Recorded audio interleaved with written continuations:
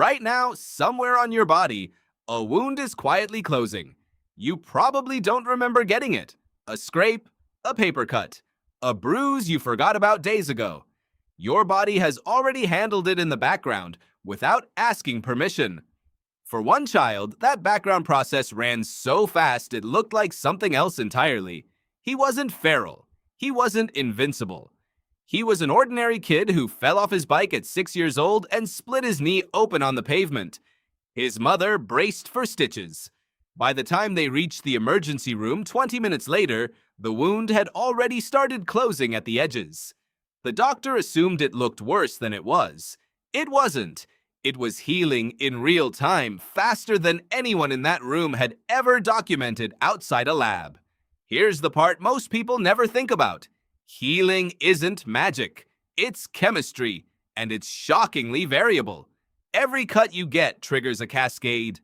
Platelets rush in first, then a wave of growth factors, then new blood vessels, then collagen laid down like scaffolding. In most humans, this process takes days to weeks, depending on the wound. But researcher Heber-Katz spent years studying a strain of mice called MRL mice, animals capable of healing punched holes clean through their ears without a scar, regenerating tissue that most mammals simply can't. Her work suggested something remarkable. The genetic switches for that kind of regeneration might still exist in mammals, including us. They're just turned down, almost off. In the boy, something was turned differently. Doctors ran the usual panels. His clotting factors were normal. His immune markers were unremarkable.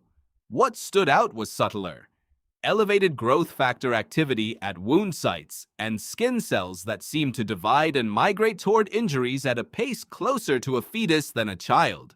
That detail mattered more than it sounds.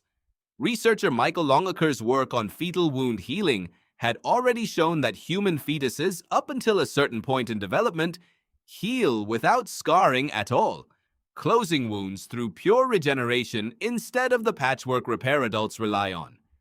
Somewhere after birth, that ability quietly switches off in nearly everyone. In him, it hadn't fully closed the door. Was he a mutant? Or was he simply a person whose biology never got the memo to slow down? By the time he was a teenager, his classmates had stopped being surprised. A deep scrape from a skateboard fall would fade to nothing within days instead of weeks. A black eye would clear before the swelling in anyone else's would even peak. He wasn't unbreakable. He still felt every bit of the pain. His body just refused to linger in the aftermath. There's a term researchers use for this kind of biological range: phenotypic variation. The simple fact that not every human runs the same software at the same speed. Some people process certain drugs unusually fast. Some people barely scar at all, even from major surgery. Somewhere on that same spectrum, far past the median, sat this one kid.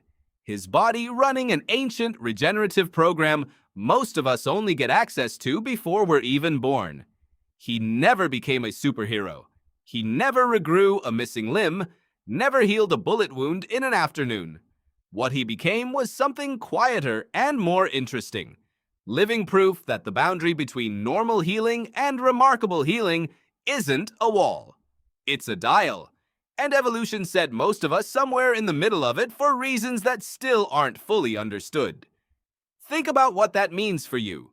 The same growth factors, the same cellular signals, the same genetic architecture for wound closure exist in your own skin right now.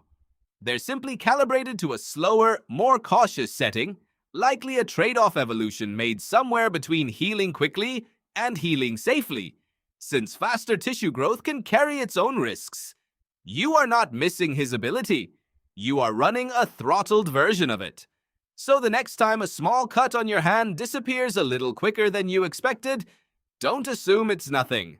Somewhere in your own cells, that same background process is quietly closing, right now, exactly as it was designed to.